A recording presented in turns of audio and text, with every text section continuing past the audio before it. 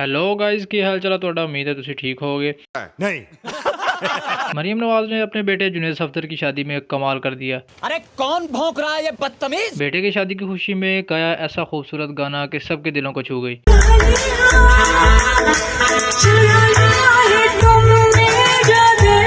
आप सबकी बहुत सारी ताली होनी चाहिए सर।